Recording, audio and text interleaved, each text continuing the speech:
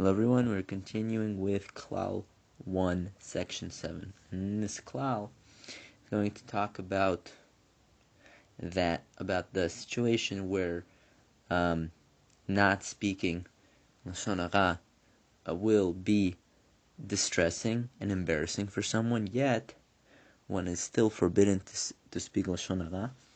And under such conditions, where it is distressing and embarrassing, a person will receive a great reward.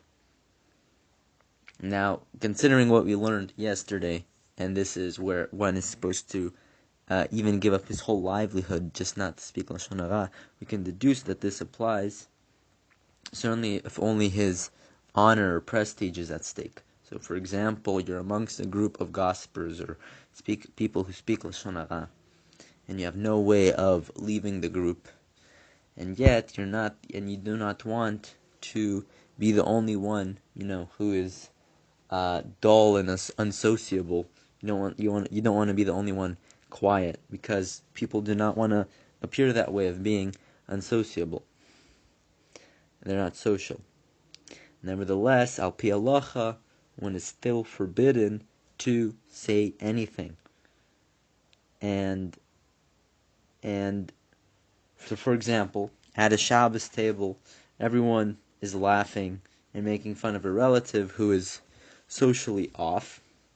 If you don't join in this, making fun of the relative, you'll be accused of being an extremist and some kind of weird person.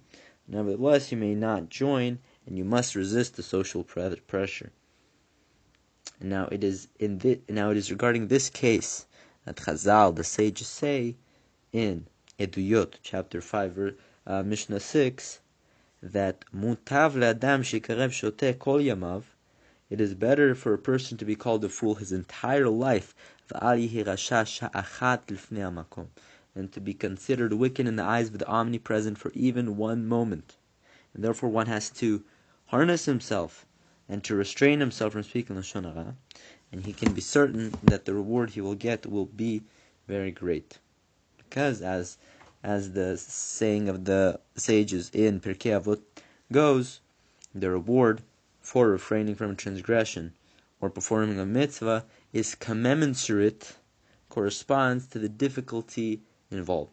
So the greater the challenge that involves in doing a bad deed or refraining from doing in doing a good deed and refraining from doing a bad deed, the greater the reward.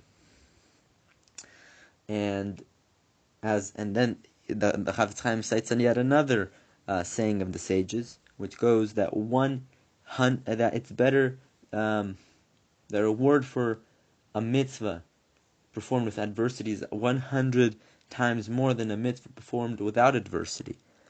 And if doing something prohibited is very, very hard for you, the reward for it is much greater than a person for whom that thing that you're trying not to do is a lot easier.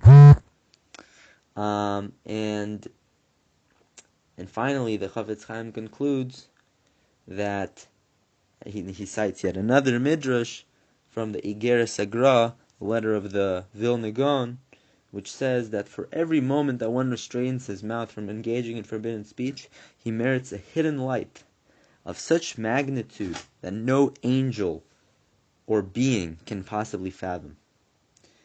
And this is how one should conduct himself if he finds himself in such a wicked company. And however, there are other things that we will discuss with the help of Hashem regarding how you should rebuke the group, and but we will get to that B'ezrat Hashem later, because these halachot also apply in this situation. Anyways, thank you for listening. We'll continue tomorrow.